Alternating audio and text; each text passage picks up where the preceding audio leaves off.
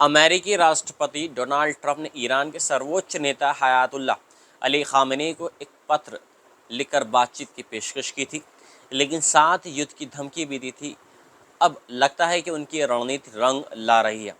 2021 में Joe Biden के समय छोटी सी कोशिश के बाद पहली बार अमेरिका और ईरान शनिवार को ओमान में अप्रत्यक्ष बातचीत करने जा रहे हैं। कुछ लोग कह रहे हैं कि ये जल्द ही अप्रत्यक्ष बातचीत में बदल सकती है।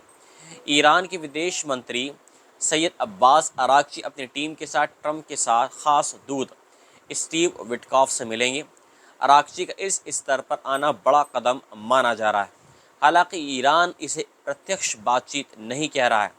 विटकॉफ को ट्रंप ने मध्य पूर्व के लिए चुना है और वॉशिंगटन में लोग मजाक में उन्हें हर चीज़ का दूत कह रहे हैं, लेकिन वह कैबिनेट स्तर के अधिकारी नहीं है।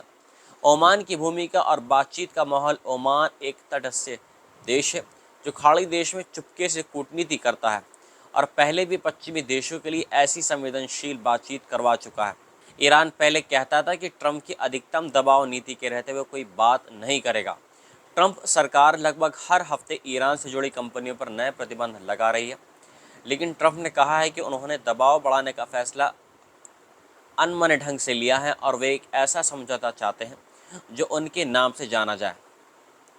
नेशनल ईरानियन अमेरिकन काउंसिल यानी NIAC के नीति निदेशक रैल कॉन्स्टेलो ने कहा, ईरान के पास एक ऐसा समझौता करने का मौका है जो दोनों देशों के लिए फ़ायदेमंद हो। उन्होंने बताया कि ईरान ने हमेशा दिखाया है कि वह धमकियों से डरता नहीं, लेकिन ट्रंप के पहले कार्यकाल में ईरान की अर्थव्यवस्था को बहुत नुकसान पहुंचा है, इसलिए शायद ईरान अब ज़्यादा से ज़्यादा रास्ते खुले रखना चाहता है।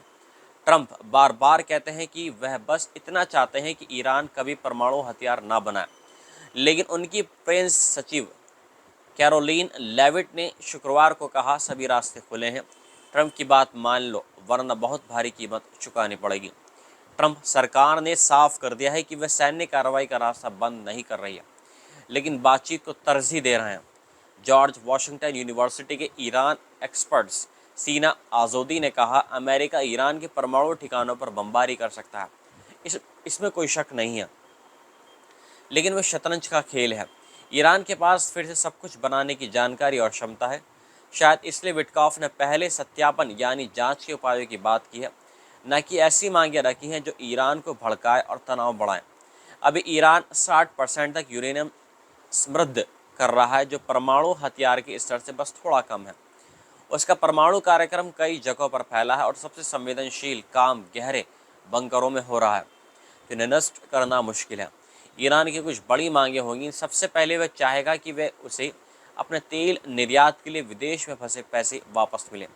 अमेरिका उसके जमा फंड्स को छोड़ सकता है। साथ ही ईरान पश्चिमी देशों खासकर अमेरिका के साथ व्यापार करना चाहेगा।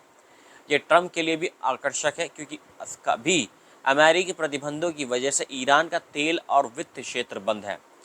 NIAC ने साफ किया है कि किसी भी स्थिति में अमेरिकी टैक्स पेयर्स का पैसा ईरान को नहीं जाएगा।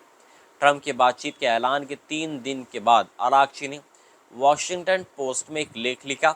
उन्होंने कहा, वॉशिंगटन में कई लोग ईरान को आर्थिक रूप से बंद देश मानते हैं। सच यह है कि हम दुनिया भर के कारोबारियों का स्वागत करने को तैयार हैं। अमेरिकी सरकार और कानून की अमेरिकी कंपनियों को ईरान की $1 ट्रिलियन की अर्थव्यवस्था से दूर रख रहे हैं। अरागची ने ट्रंप की भाषा में बात की। ट्रंप पहले भी कह चुके कि वे चाहते हैं कि 2015 के परमाणु समझौते में अमेरिकी कंपनियों को भी ईरान में व्यापार करने का मौका मिले।